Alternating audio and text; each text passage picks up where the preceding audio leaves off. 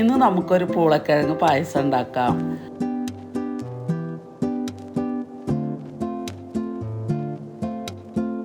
അതിന് വേണ്ടി അത്യാവശ്യം വലിപ്പമുള്ള ഒരു പൂളക്കിഴങ്ങ് എടുത്ത് തൊലി കളഞ്ഞ് നല്ലപോലെ കഴുകി വൃത്തിയാക്കി എടുത്തിട്ട് അത് ഗ്രേറ്റ് ചെയ്തെടുക്കണം.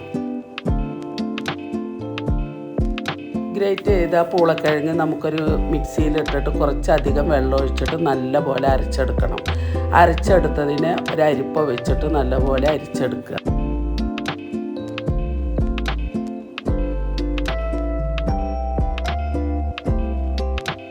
അരിച്ചെടുത്തിട്ടുള്ള ആ ബാക്കി പീര ഒന്നുകൂടെ വെള്ളം ഒഴിച്ചിട്ട് നല്ലപോലെ അരച്ചെടുക്കണം.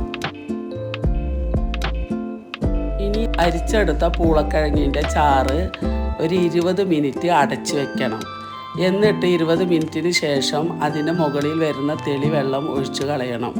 വീണ്ടും അതിലേക്ക് ഒരു കപ്പ് വെള്ളം ഒഴിച്ച് വെച്ചിട്ട് 20 മിനിറ്റ് അടച്ചു വെക്കണം. വീണ്ടും ആ തെളി വെള്ളം ഒഴിച്ച് കളയണം. എന്നിട്ട് അതിൻ്റെ അടിയിലുള്ള ആ മാവിനെ എടുത്തിട്ട് നമുക്ക് പായസം തയ്യാറാക്കാം. അതിനു വേണ്ടി ഒരു 3 അച്ച് ശർക്കര ഉരുക്കിയെടുക്കണം. ഇനി നേരത്തെ തയ്യാറാക്കി വെച്ച പൂളക്കിഴങ്ങിൻ്റെ മിശ്രിതം നമുക്ക് പായസം ഉണ്ടാക്കുന്ന പാത്രത്തിലേക്ക് ഒഴിച്ചു കൊടുക്കാം. നല്ലപോലെ വെള്ളം ഒഴിച്ചു കൊടുത്ത് ഒരു നുള്ള് ഉപ്പിട്ട് കൊടുത്ത് തീ വളരെ കുറച്ച് വെച്ച് പതുക്കെ ഇളക്കി കൊടുത്തിട്ടേ ഇരിക്കണം. അങ്ങനെ ഇളക്കി കൊണ്ടിരിക്കുമ്പോൾ കുറച്ച് കട്ടിയായി വരുന്ന സമയത്ത് ശർക്കരപ്പാവ് ഒഴിച്ചു കൊടുക്കാം.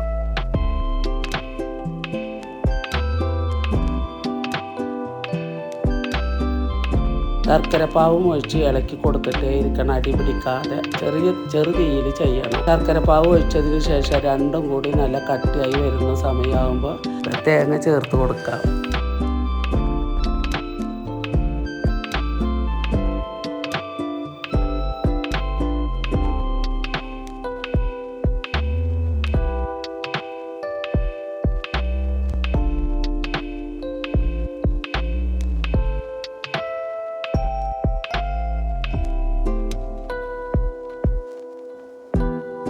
ഇപ്പോൾ നമ്മുടെ സൂപ്പർ ടേസ്റ്റിയായ പൂളക്കിഴങ്ങ് പായസം റെഡി.